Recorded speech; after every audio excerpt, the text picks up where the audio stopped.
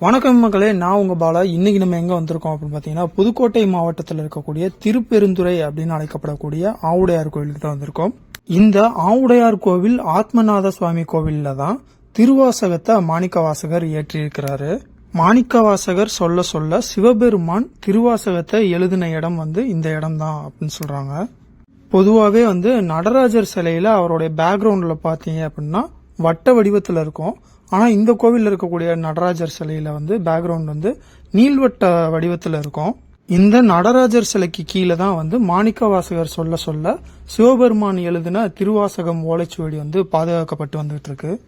தமிழ்நாட்டில் இருக்கக்கூடிய மற்ற கோவில்களை விட இந்த ஆத்மநாதர் சுவாமி கோவில் முற்றிலும் ஒரு வேறுபட்ட கோவிலாக இருக்கு. அதாவது எல்லா கோவில்கள்லயுமே உருவ வழிபாடு தான் நடக்கும். ஆனா இந்த கோவில்ல அருவ வழிபாடு தான் நடக்குது. அதாவது இந்த கோவில்ல மூலஸ்தானத்துல எந்த விதமான சிலையுமே கிடையாது. அதனாலதான் இந்த கோவில் மற்ற கோவிலை விட சற்று மாறுபட்ட கோவிலாக இருக்கு. இந்த ஆத்மநாத சுவாமி கோவில்ல மற்ற சிவாலயங்கள்ல இருக்கிறது மாதிரி கொடிமரம் கிடையாது. அதே மாதிரி பலிபீடமும் கிடையாது. நந்தி சிலையும் இந்த கோவில்ல இருக்காது. சுவாமிக்கு உருவமும் கிடையாது. இன்னும் சொல்ல போனா இங்க வரக்கூடிய பக்தர்களுக்கு தீபாராதனையும் காட்டுறது கிடையாது. ஏன்னா இங்க மாணிக்கவாசகர் சோதியிலே கலந்ததாக சொல்லப்படுது. அதனால இந்த கோவில்ல தீபாராதனையும் காட்டுறது கிடையாது. இந்த கோவில்ல இன்னொரு அதிசயம் என்ன அப்படின்னு பாத்தீங்கன்னா, இந்த கோவிலுடைய மண்டபத்துல கல்லிலான கற்சங்கிலி செதுக்கப்பட்டு உயரத்துல பொருத்தி தொங்க விட்டுருக்காங்க. அந்த கற்சங்கிலியில பாத்தீங்க அப்படின்னா 10 இருந்து 15 வளையங்கள் வரைக்கும் ஒரே கல்லால செதுக்கி அந்த கற்சங்கிலி செஞ்சிருக்காங்க. அது ஒரு அதிசயமா இந்த கோவில்ல பார்க்கப்படுது. எல்லா கோவில்கள்லயுமே பூஜை நடக்கிறப்ப பச்சரிசியில தான் நைவேத்தியம் செய்வாங்க. ஆனா இந்த கோவில்ல 6 கால பூஜை நடக்குது. அந்த 6 கால பூஜையிலயுமே புழுங்கரிசியால தான் இவங்க நைவேத்தியம் செய்யறாங்க. இந்த கோவில்ல சிவபெருமானுக்கு பாகற்காயும் கீரையும் சேர்த்து படைக்கப்படுறது வழக்கமா இருக்கு.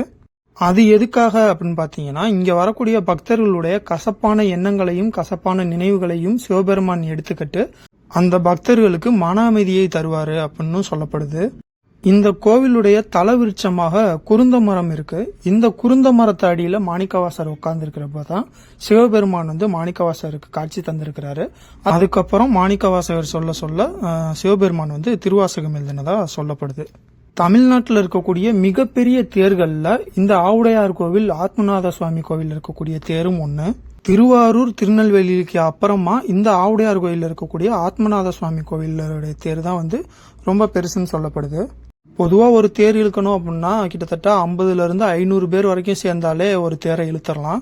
ஆனா இந்த கோவில்ல இருக்கக்கூடிய தேரை இழுக்கணும் அப்படின்னா கிட்டத்தட்ட 5000 பேர் கூடினாதான் இழுக்க முடியுமா. அந்த அளவுக்கு அதோடைய வடக்கயிறே ரொம்ப பெருசா இருக்கும். நம்ம 2 கையை வச்சு பிடிச்சா கூட பத்தாது அப்படின்ற அளவுக்கு பெருசா இருக்குமா. இப்படி ஏகப்பட்ட சிறப்புகள் கொண்ட ஒரு கோவிலாக இந்த ஆவுடையார் கோவில் ஆத்மநாத சுவாமி கோவில் இருக்கு.